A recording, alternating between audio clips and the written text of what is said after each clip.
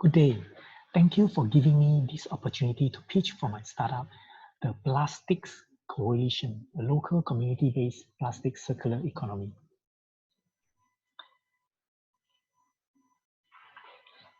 Inspired by all 17 UN Sustainable Development Goals and their 169 targets in environmental sustainability, inclusive and equitable education, gender equality, health and well-being of vulnerable people across the world, we envision a distributed network of multiple local circular economies full of employment opportunities for refugees in our communities where plastics are designed collectively to be sustainable cradle to cradle, respecting the two boundaries of ecological ceiling and social foundation. Here we can see how Australia has benefited from a diverse migrant population. We also note the importance of environmental sustainability and social justice in sustainable growth, not the current GDP-based growth that has been widely acknowledged. Just today, there is yet another news article about a new flurry of plastic waste as a result of our efforts to combat the coronavirus pandemic in terms of gloves, masks, and other medical supplies. At the same time, the number of refugees will increase due to persecution, violations of human rights, warfare, and so on. Therefore, there is now an urgent need to transform the global plastic supply chain into a local closed loop without waste, which presents many exciting participation opportunities for the refugee communities who have proven themselves to be resilient and entrepreneurial. Let me now go on to demonstrate the problem is real and validated by numerous reports from commercial as well as non-profit organizations, particularly from the latest Victoria Government policy and 10-year action plan for waste recycling and circular economy, released on February this year.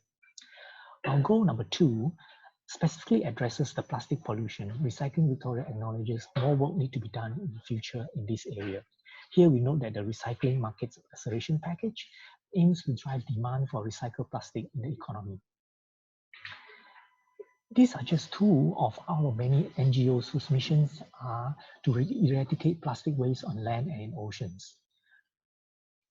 Replus, a leading manufacturer of recycled plastic for the commercial market, partners 7 councils to process their plastic waste and turn them into recycled plastic products that are in turn bought back by them.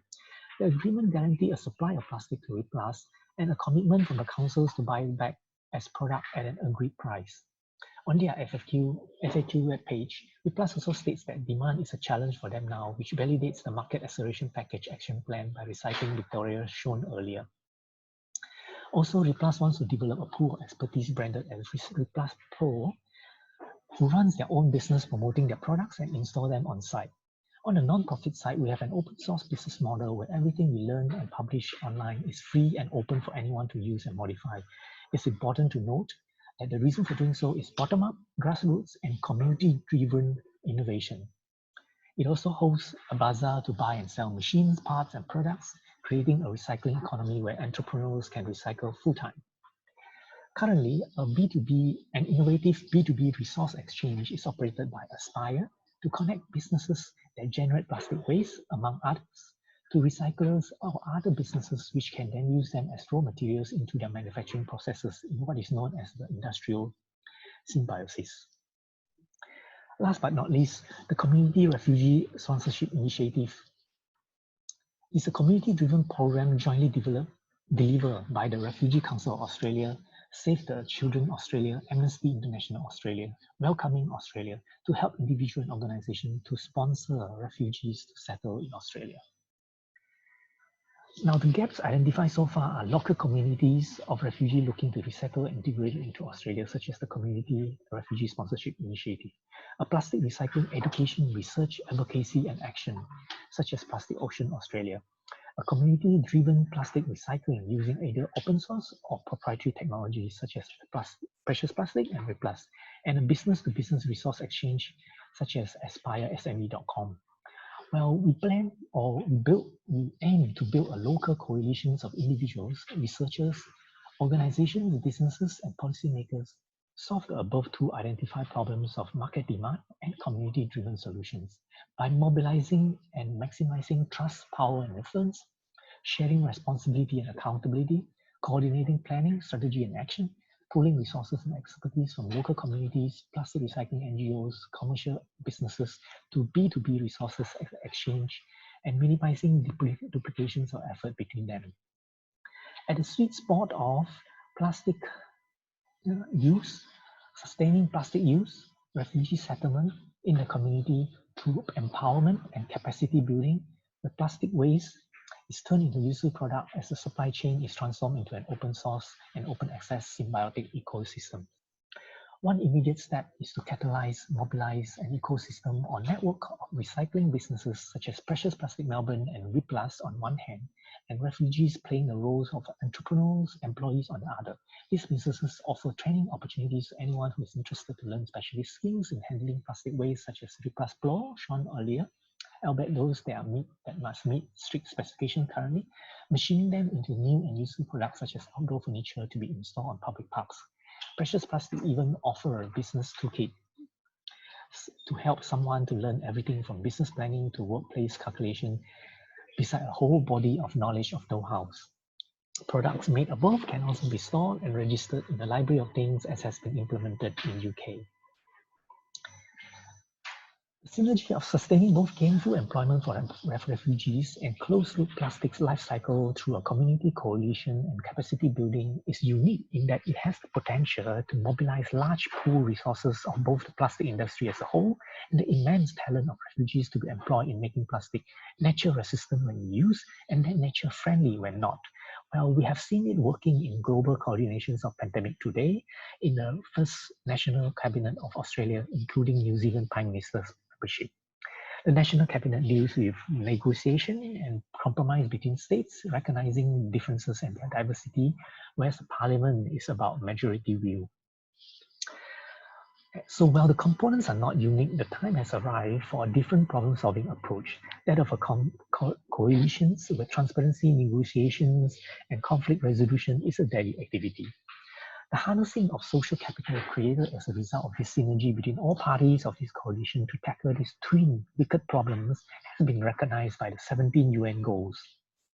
The latest states that multi-stakeholder partnerships will be crucial to leverage the interlinkages between the Sustainable Development Goals to enhance their effectiveness and impact and to accelerate progress in achieving those goals.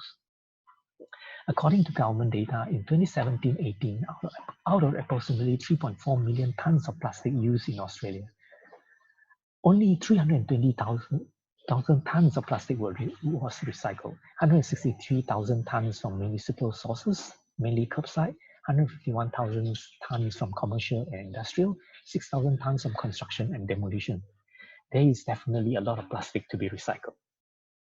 Precious Plastic sells small items like clock for about $10, $20, whereas WePlus sells larger items for $120 to $340. As plastic are gradually designed to be sustainable cradle to cradle, there will be opportunities for the coalition to own IP rights to brands such as Design for Sustainability by the Plastics. As an ongoing business, a subscription model based on aspiresme.com will be adopted because the primary value in this enterprise, at least initially, will be the social capital that is gradually built as multiple reinforcing actions by all parties in the coalition catalyze an emerging and thriving local circular economy.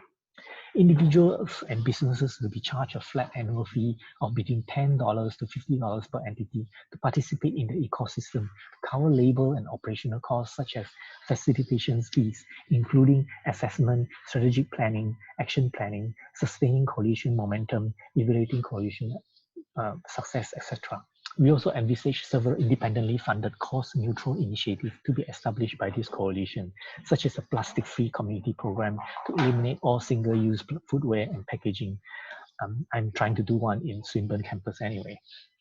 So at the moment, there is only one founder who is skilled in IT strategy planning and implementation with over 25 plus years in the for-profit sector. Recently, he has acquired a deep passion in weaving relationships between peers in community after participating in a number of real-world assignments in the diploma of community services he's currently pursuing.